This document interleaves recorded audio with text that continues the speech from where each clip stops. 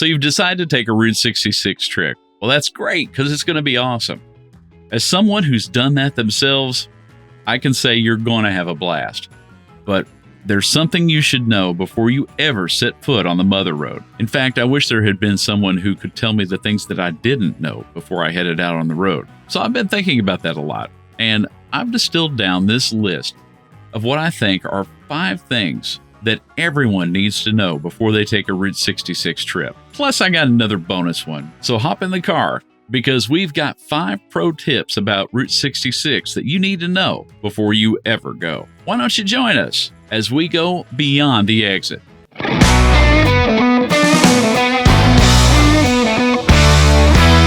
Hi, I'm Scott, and we love to tell people about ways they can get off the interstate and experience something maybe they've never seen before, which is the reason we named this channel Beyond the Exit.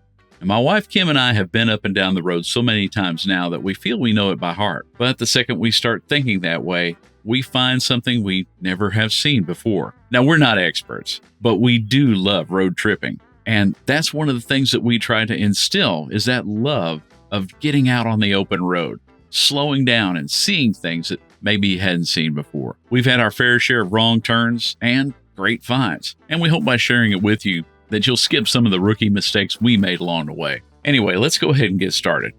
Tip number 1, don't try to do it all. And what do I mean by that? There are so many things to do on Route 66. It's 2,500 miles of highway. Runs from Chicago, Illinois, all the way to Santa Monica, California. That's a whole lot of ground to cover.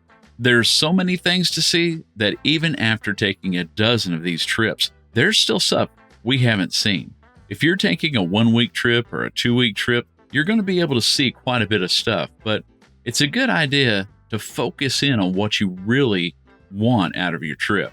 If it's museums, there's almost a museum in every town along the route. If it's landmarks or crazy roadside attractions, they're all amazing places, and they're easy to find. I think the old saying about trying to do too many things means you won't do anything well. Now, some people take the guided tours, and that's a great way to see the route.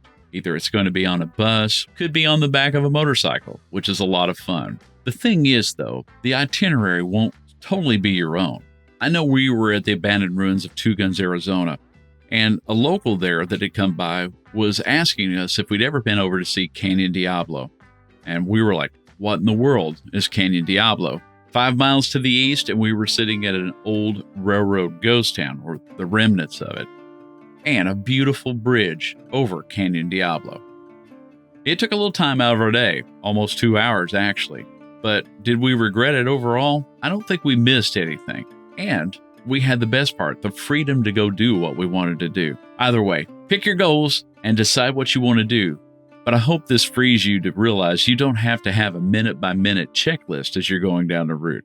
Number 2, watch the weather. Okay, Route 66 crosses 8 states. You're going to get a lot of varied weather. I can tell you for a fact we sat in 113-degree heat in Needles, California, and we've seen snow flurries outside of Flagstaff in April. One trip that we took from Gallup, New Mexico over to Winslow, Arizona, we saw a thunderstorm followed by hail, then a dust storm and wind, followed up by a grass fire right on the edge of town. That was a pretty exciting little trip. Now, I'm not going to bore you with every last little thing that you need to know. Obviously, staying hydrated is very important in this situation. Traveling in layers because you're going to go from hot to cold to hot again. Be prepared for about anything on the trip. Another thing a lot of people don't know is that New Mexico and Arizona, there are some sections of it that are in higher elevation. We're talking 5,000 to 8,000 feet almost. If you're at the Grand Canyon, you're almost at 4,500 to 5,500 foot elevation. So if you're out doing something and you find yourself feeling a little dizzy or fuzzy, it might be that altitude sickness is trying to creep in on you. Just take your time, relax, and everything will come back to you. You're going to be in some fairly arid climates, and it may be cool, but it's a good idea to wear some sunscreen too to prevent UV burn. Don't end up like a lobster because you forgot it. Also, you're going to be in some very desolate areas.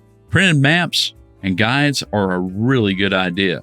Cell coverage is not always guaranteed, and sometimes cell towers are fairly sparse in these areas. Make sure your fluids are topped off in your vehicle, and make sure you don't run yourself too low on gas. We talked about it being fairly sparsely populated. Well, that includes gas stations as well. If you let yourself get down too far, you may not be able to get to a gas station in time to fill back up. And also, you're not always guaranteed that they're going to be open late into the night. Now, I'm not saying we ever coasted into a gas station, but there was one time in the Mojave Desert as we were coming up to Needles, California, and we were saying a prayer or two that somebody was still open. Tip number 3, book the classics early. Some of the motels on the route are fairly popular, especially during the spring and summer heavy months. So it's a good idea to go ahead and book some of these spots, especially if you want to stay someplace like the Blue Swallow Motel or Safari in Tucumcari, or even the Wagon Wheel over in Cuba, Missouri. Those are all very popular spots. Another thing to remember that some of them don't have connections to these slick online booking agencies. You may actually have to make an old-fashioned phone call to them and wait for a response. That also goes for some of the restaurants. One of the best gourmet restaurants on the route is the Turquoise Room, and it's located in the La Posada Hotel in Winslow, Arizona. You can't just roll up on their doorstop and expect to get a dinner. You might want to book out a week or two or more ahead of time. You can enjoy it all. Just be sure and plan ahead. Route 66 is all about the old, but it's also about the new. I mean, sure, it's a nostalgic highway. It throws back to the golden age of road tripping, which would be like from the 40s to the late 60s. And that's what we're all interested in for sure. But don't sacrifice some of the new opportunities that are out there. There's all kinds of new entrepreneurs along the route. Some have invested in a lot of the older locations and are refurbishing them or even doing historical restorations, which is wonderful. On the other side, there are new businesses. One of the best examples of that is a place in Arcadia, Oklahoma, that has a 50-foot LED pop bottle out in front of it. Now, this is Pop's, and it was built pretty much in this century. It has an amazing diner. It is a gas station, but they're known for one main thing, and the soda pop bottle out front gave it away. That's right, soda pop. Hundreds of varieties. Lots of names maybe you haven't seen in several years. It's one place I know I can get a Sioux City sarsaparilla. It's definitely a neo roadside attraction, and they couldn't have picked a better road to put it on. If you're outside Oklahoma City, you ought to check it out. Or how about this, the Imperial Motel. This thing was kind of a ratty motel along Central Avenue in Albuquerque, which is Route 66 as you're going through town. They took the whole property, pretty much gutted it, and brought it back to a mid-century modern vibe. Not only that, it has shopping, it has a restaurant, and it has an amazing pool. And you could experience all this for not a lot of money. So as you're going through and you're looking at all the cool old places to check out, be sure and check out some of the new ones. And I would say all of these people are reliant on your tourism dollars. So be sure and be kind. And here we are at tip number 5. Don't just rely on the fact that the signs are going to get you where you need to go. Most of the highways in this nation, you can pretty much rely on seeing a sign within 5 miles of driving on it. Route 66? Not so much.